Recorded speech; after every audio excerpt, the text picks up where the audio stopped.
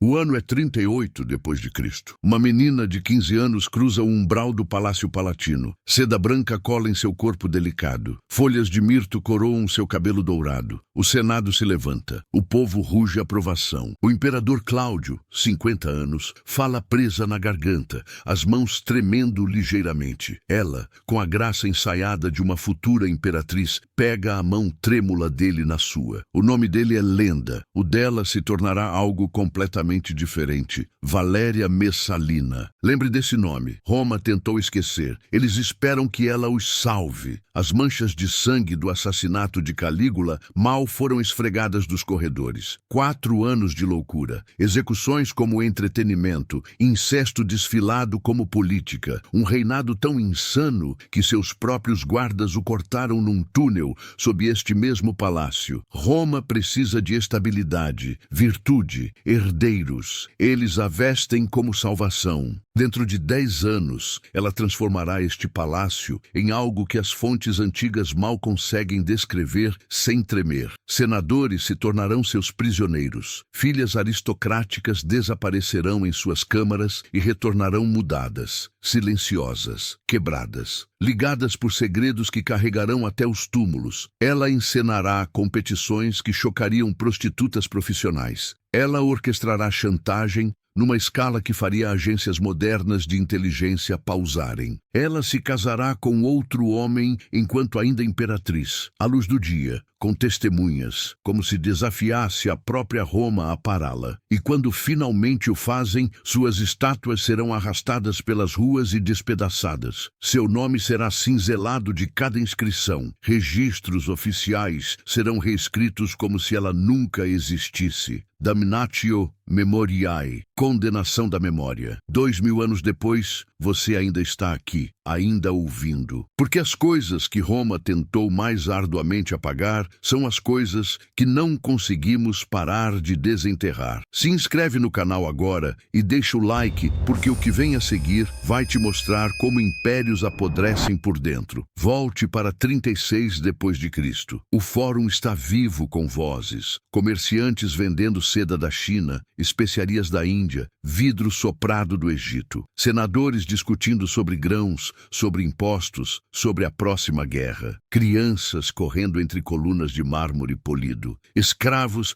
carregando líteres através de multidões. Roma parece invencível, o centro do mundo civilizado, mas a podridão já está lá, invisível, crescendo. Tibério morreu 2 anos atrás, paranoico, odiado, sozinho em Capri, onde passou seus últimos anos em orgia e paranoia, mandando executar qualquer um que o olhasse errado. Então veio Calígula, 4 anos de insanidade pura. Execuções como show de entretenimento, senadores forçados a assistir enquanto ele violava suas esposas no jantar, depois perguntaram o que acharam da performance. Ele se declarou Deus vivo, ordenou que sua estátua fosse colocada no templo de Jerusalém, conversava com a lua, fazia guerra contra Netuno, mandando soldados esfaquearem as ondas. Quando a guarda pretoriana finalmente se moveu, 24 de janeiro do ano 41, 29 facadas terminaram aquilo. Sua esposa morta ao lado dele. O crânio de sua filha bebê esmagado contra a parede. Roma exalou. Depois entrou em pânico. Quem vem agora? Eles o encontram escondido atrás de uma cortina. Cláudio, o tio Gago. O constrangimento da família,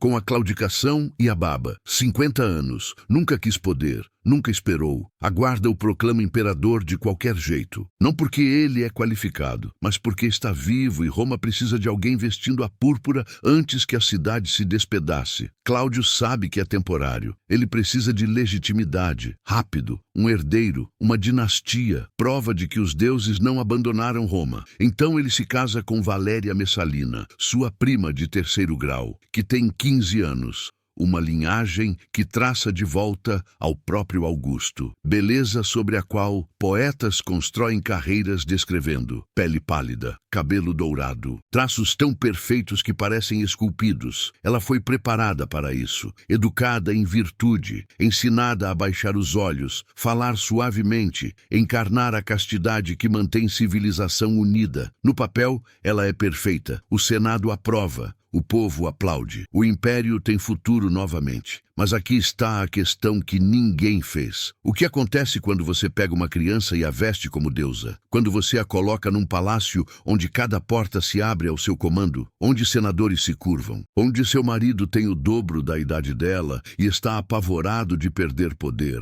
quando você diz a ela que todo o seu valor existe no útero e na pureza dela, que ela deve ser modesta, obediente, casta, um símbolo vivo de virtude, quando você entrega poder ilimitado a alguém cuja única instrução é não use isso. O que acontece quando a lacuna entre o que ela é forçada a ser em público e o que ela deseja em privado se torna abismo? Roma está prestes a descobrir. Os primeiros 2 anos são perfeitos do livro didático. Messalina dá a Cláudio uma filha, Cláudia Otávia, depois um filho, britânico, nomeado após a conquista da Bretanha por seu pai. O Senado respira mais fácil. O Império tem herdeiros. A linha sucessória está garantida. Roma pode olhar para o futuro sem medo de outra guerra civil. Ela aparece em funções estatais, drapeada em estilo modesto, cabeça coberta com véu de linho, olhos baixos. Nunca olha diretamente para homens que não são seu marido. Cada gesto coreografado para a virtude, calculado, ensaiado, a perfeita matrona romana. Ela segura os filhos nos braços durante cerimônias públicas, alimenta pombos no templo de Juno, visita orfanatos, distribui grãos para os pobres. Cada ação fotografada na memória coletiva de Roma. Esta é a imperatriz que queremos. Esta é a mulher que salva Roma. Em público, ela é tudo que Roma exige. Mas em privado, muito em privado, algo está mudando. Roma sempre dividiu suas mulheres em 2 categorias: a matrona e a meretriz, a esposa e a cortesã, o sagrado e o profano. Uma vive no átrio, cria filhos, guarda a honra familiar, tece lã, supervisiona escravos domésticos. Sua vida é o lar. Suas virtudes são silêncio, obediência, fertilidade. Ela não tem nome próprio na esfera pública. É apenas esposa de, mãe de, filha de. A outra vive no lupanar, o bordel, onde homens despem civilização como capa, onde podem ser animais sem consequência, onde pagam moedas por corpos que não importam, onde nenhuma regra se aplica porque essas mulheres não são realmente mulheres, são coisas, objetos, ferramentas. O sistema funciona porque essas categorias nunca se tocam. Uma mulher é matrona ou meretriz, sagrada ou profana, esposa ou prostituta. Nunca ambas. É impossível ser ambas. A estrutura inteira da sociedade romana depende dessa separação. Messalina decide ser ambas. E ao fazer isso, ela não apenas quebra regras, ela expõe que as regras sempre foram absurdas. O primeiro sussurro vem por volta de 42 depois de Cristo. Um senador retorna tarde de Hóstia. Negócios demoraram. Ele está em Roma pela noite. Por impulso, ele visita a Subura, distrito da luz vermelha de Roma. Ruas estreitas que cheiram a mijo e vinho barato. Insulae apertadas onde lamparinas de óleo queimam baixo, onde você pode desaparecer no escuro. Ele escolhe um quarto, paga sua moeda. A mulher entra, peruca escura, carvão pesado borrado ao redor dos olhos, perfume tentando demais, mirra e rosas cobrindo algo que cheira caro. Ela vira em direção a ele. Seus olhos se encontram. Ele reconhece a imperatriz de Roma, não uma sósia, não um rumor. Ela, segundo Tácito, sim, escrevendo décadas depois, sim, com sua própria agenda, mas com acesso a pessoas de dentro do palácio, isso não foi uma vez. Messalina supostamente adotou o nome de trabalho Licisca e se tornou regular num bordel administrado por uma mulher chamada Escila, não por dinheiro, não por desespero, pela emoção. Pense na psicologia. Cada cliente que não a reconhecia se tornava cúmplice involuntário. Cada homem que reconhecia se tornava alguém que ela possuía. Porque o que ele vai fazer? Reportar a imperatriz para quem? Ela não está apenas quebrando regras, ela está armando a hipocrisia que as construiu. Porque moralidade romana sempre foi performance. Senadores mantinham amantes, generais visitavam bordéis, homens casados dormiam com escravas e ninguém piscava. Mas mulheres, especialmente mulheres aristocráticas, especialmente a imperatriz, eram supostamente acima de desejo. Estátuas de mármore, vasos de reprodução, símbolos. Messalina olhou para aquela gaiola e saiu pela porta. Ela retornaria antes do amanhecer. Removia a peruca, lavava o perfume barato, vestia seda imperial. Participava do sacrifício matinal à Vesta, deusa da castidade, com a mesma expressão serena que usou na noite anterior, como se nada tivesse acontecido. Mas o bordel era apenas o laboratório. A operação real acontecia dentro do palácio. Imagine os banquetes, elite de Roma, espalhada em sofás de seda ao redor de mesas baixas, pratos dourados empilhados com arganazes assados pincelados em mel, vinho fluindo de copos com joias, senadores fazendo conversa fiada, generais discutindo Bretanha. Muito romano, muito civilizado, até Messalina dar um sinal. Os servos saem, as portas se fecham, novos convidados chegam, gladiadores ainda cheirando a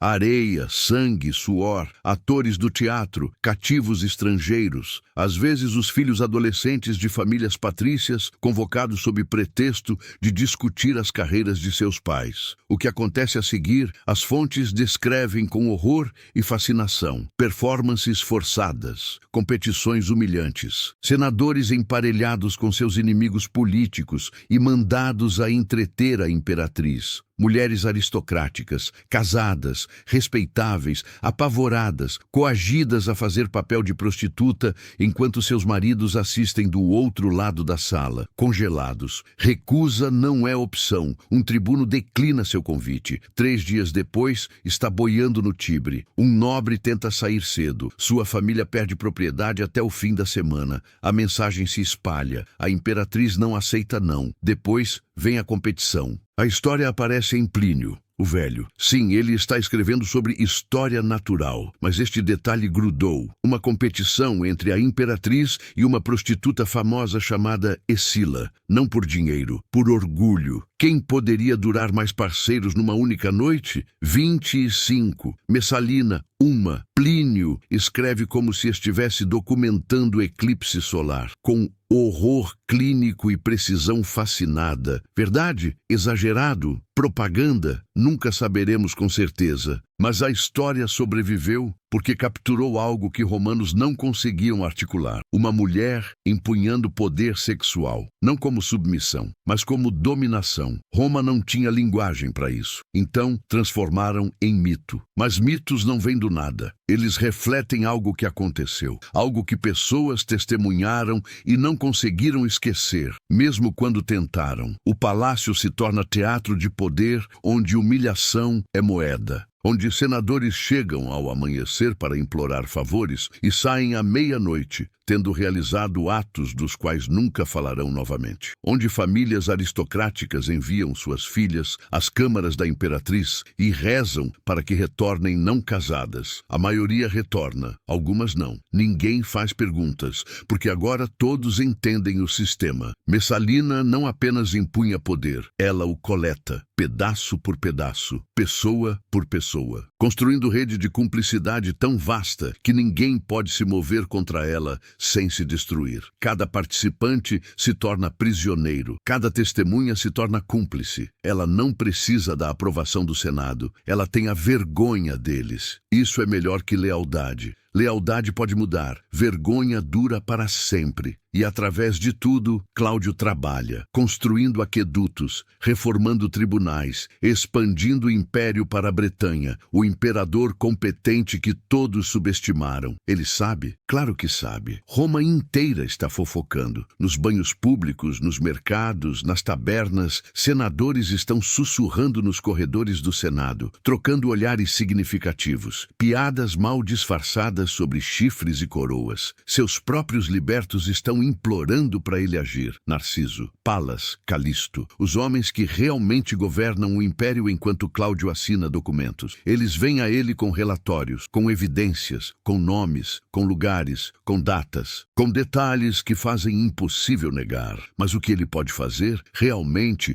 o que um imperador pode fazer quando sua esposa é a mãe de seus herdeiros? Ela é mãe de seus herdeiros. Otávia, britânico, crianças que carregam seu sangue, que são sua única reivindicação legítima ao trono. Mover contra ela significa admitir que foi traído diante do império inteiro. Significa que cada senador que se curvou a ele estará rindo por dentro. Significa que cada soldado que o saúda estará pensando nele como fraco. Corno significa guerra civil, porque metade do Senado está comprometido com Messalina agora, presos por seus próprios crimes. Leais, não por amor, mas por necessidade. Se ela cai, eles caem. Significa provar cada crítico certo de que ele sempre foi fraco demais para controlar sua própria casa. O imperador que claudica, que gagueja, que baba, que nunca deveria ter sido imperador. Então ele faz o que homens poderosos fizeram através da história quando confrontados com verdade insuportável. Ele desvia o olhar, trabalha mais duro, mergulha em administração, em aquedutos, em reformas legais, em expansão na Bretanha, finge que a podridão não está se espalhando, que o câncer no coração de seu império não está crescendo, até que não pode mais, até 48 depois de Cristo, 10 anos após seu casamento, o ano que tudo termina. É outono. Cláudio está em Óstia, supervisionando o suprimento de grãos de Roma. Trabalho crítico. A cidade sobrevive em trigo egípcio. Qualquer interrupção significa motins. Ele está fazendo seu trabalho, sendo o administrador competente que Roma precisa. Enquanto isso, em Roma, Messalina está se casando novamente, com Caio Cílio, cônsul designado, um dos senadores mais poderosos de Roma. Jovem, bonito, ambicioso, tudo que Cláudio não é. Mas aqui está o detalhe que quebra seu cérebro. Ela não esconde. Isso não é caso nas sombras. Isso é cerimônia de casamento pública, com testemunhas, com contratos, com votos formais, enquanto ainda casada com o imperador. As fontes antigas descrevem com precisão atordoada. Tácito escreve sobre a descrença, o momento congelado quando a elite de Roma assistiu a imperatriz pegar outro marido em plena luz do dia. Como se as regras simplesmente não se aplicassem mais a ela. Foi jogada de poder? Tentativa de golpe? Ela achou que Cláudio era fraco demais para responder? Cílio acreditou que poderia substituir o imperador através de casamento? Ou Messalina havia chegado no ponto onde a própria transgressão era o objetivo? Onde a emoção não vinha de segredo, mas de desafiar Roma a pará-la? Não sabemos seus pensamentos, só sabemos suas ações. E Roma, corrupta, comprometida, exausta Roma, finalmente encontrou seu limite. Narciso, liberto mais confiável de Cláudio, ouve a notícia primeiro. Ele corre para Óstia. Encontra o imperador revisando livros razão de grãos. Imagine aquela conversa. Como você diz a um imperador que sua esposa acabou de se casar com outro. Como você o faz acreditar quando soa impossível. Mas os relatórios continuam vindo. Senadores confirmando. Testemunhas dando um passo à frente, agora que alguém finalmente está fazendo perguntas. O detalhe que sela. O contrato de casamento foi assinado. Legal. Testemunhado. Inegável. O riso morre. Imagine seu rosto naquele momento. O imperador que todos zombaram, o estudioso gago, o homem que sobreviveu sendo subestimado, traído publicamente, legalmente, enquanto ele estava garantindo que Roma não passasse fome. A raiva que vem não é quente, é fria, final. Ele retorna a Roma com a guarda pretoriana em suas costas. Eles a encontram nos jardins de Lúculo, propriedade extensa na borda da cidade. Árvores importadas de através do império, fontes que nunca param de fluir. O lugar onde ela hospedou tantas de suas orgias. Ela está com sua mãe, Lépida. A mulher mais velha está implorando sua filha a agir, a correr, a fazer algo. Mas Messalina parece congelada. Algumas fontes dizem que ela tentou escrever petição por misericórdia, outras dizem que ela apenas ficou ali, incapaz de acreditar que estava terminando, que após 10 anos dobrando Roma à sua vontade, Roma finalmente dobrou de volta. Os soldados chegam, ela os reconhece, ela os viu no palácio, talvez até convocou alguns deles à sua vila. Agora estão aqui por ela. Ela cai de joelhos, implora, suplica, oferece seus filhos, Otávia e Britânico, 9 e 7 anos, como reféns, qualquer coisa, tudo. Os soldados não respondem. Ordens são ordens. Ela alcança uma adaga de alguém, talvez de sua mãe, talvez de um guarda. Sua mão treme. Ela pressiona a lâmina contra a própria garganta. Não consegue. Um tribuno dá um passo à frente. Seu nome nunca foi registrado, mas sua ação foi. Ele crava a lâmina. Valéria Messalina Augusta, imperatriz de Roma, morre aos 25 anos numa poça de sangue na grama, onde uma vez teve poder sobre senadores. Cláudio ordena damnatio memoriae, condenação de memória. Suas estátuas são arrastadas pelas ruas e despedaçadas. Seu nome é cinzelado de cada inscrição. Registros oficiais são reescritos como se ela nunca existisse. A mensagem, ela nunca aconteceu, mas 2000 anos depois ainda estamos falando dela. O Fórum Romano ainda está de pé. O Coliseu atrai milhões. Mas a colina palatina, onde imperadores viveram, onde Messalina governou, é principalmente escombros agora. Turistas caminham por colunas quebradas e muros desmoronando, tirando fotos, lendo placas sobre Augusto e Nero. Eles não percebem que estão parados nos quartos onde ela segurou suas orgias. Cláudio se casou novamente em meses. Sua sobrinha, Agripina, a jovem, ela era mais esperta que Messalina, mais paciente. Ela eventualmente envenenaria Cláudio e instalaria seu filho Nero como imperador, começando outro ciclo de loucura. Os filhos de Messalina sofreram destinos quase tão trágicos quanto o dela. Sua filha Otávia foi forçada a casar com Nero, seu meio-irmão. Ele depois a executou, alegando o adultério. Ela tinha 22 anos, a mesma idade que sua mãe morreu. Seu filho britânico foi envenenado aos 14, provavelmente por Nero, para eliminar qualquer reivindicação rival ao trono. Ele colapsou durante jantar, morto antes que alguém pudesse se mover. O Senado fingiu que Messalina nunca existiu, mas os soldados lembraram, os servos lembraram, as famílias cujas filhas desapareceram em sua vila e voltaram silenciosas. Eles lembraram.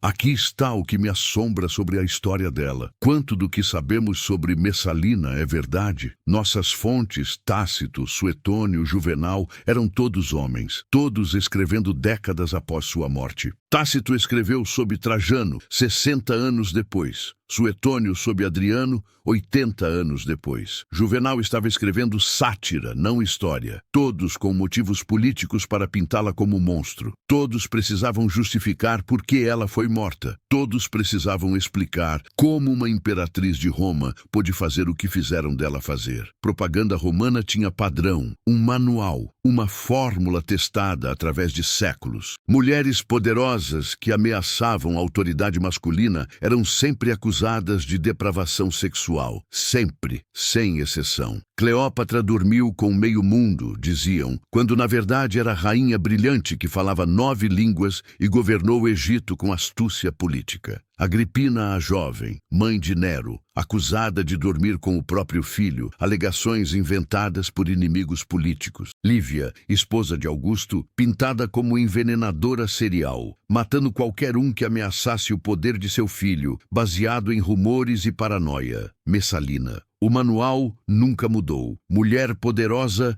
igual puta insaciável. É a narrativa mais antiga de Roma. A mais fácil, a que sempre funciona. Isso significa que ela era inocente? Não. O casamento concílio aconteceu. Isso é documentado até por seus defensores. A corrupção política era real. O sistema de chantagem existiu. Pessoas morreram que se opuseram a ela, mas as histórias do bordel, as competições, os números específicos, nunca saberemos onde a verdade termina e a propaganda começa. O que sabemos é isto. Uma menina de 15 anos foi casada com um homem nos seus 50. Ela foi dita que todo seu valor existia em sua pureza e útero. Ela recebeu poder imenso, mas nenhuma educação em como empunhá-lo, nenhuma orientação, nenhum propósito além de gerar herdeiros e parecer virtuosa. E quando ela encontrou maneira de se sentir poderosa através de transgressão, através de controle, através de virar a própria hipocrisia sexual de Roma contra si mesma,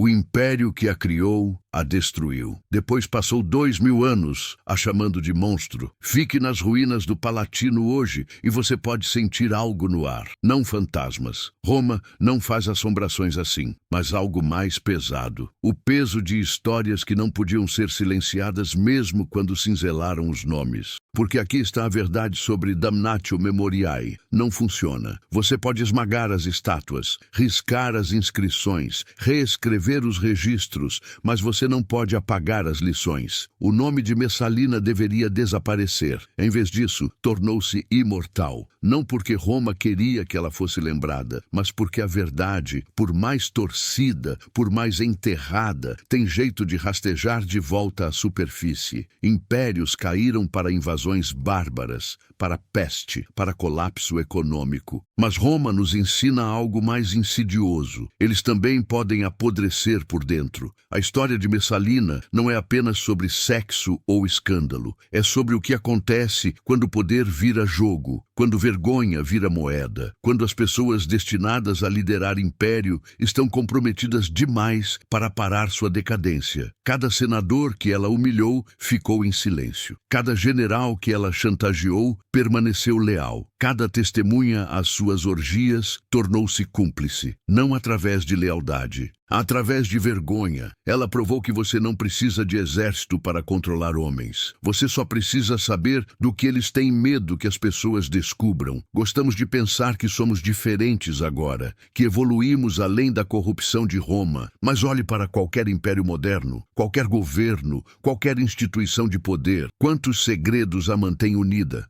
Quantas pessoas ficam em silêncio porque exposição as destruiria? Quanto do que chamamos estabilidade é apenas cumplicidade compartilhada? O fantasma de Messalina não assombra o Palatino. Ele assombra cada palácio onde poder e vergonha dormem na mesma cama. Marco Aurélio escreveu algo 100 anos após Messalina morrer. Ele era imperador, então, tentando dar sentido aos ciclos infinitos de Roma de virtude e corrupção. Olhe abaixo da superfície. Não deixe nem a verdadeira qualidade nem o valor de uma coisa escapar de você. Ele estava pensando em líderes como ela. Pessoas cujas superfícies brilhavam enquanto seus núcleos apodreciam. Mas ele poderia muito bem ter nos avisado. Porque a lição não é que Messalina era exclusivamente má. A lição é que Roma a criou. Casou-a aos 15, deu-lhe poder sem propósito. Depois a destruiu quando ela usou aquele poder de maneiras que expuseram sua hipocrisia. Seu nome foi apagado, sua história sobreviveu. E 2000 anos depois, ainda estamos tentando entender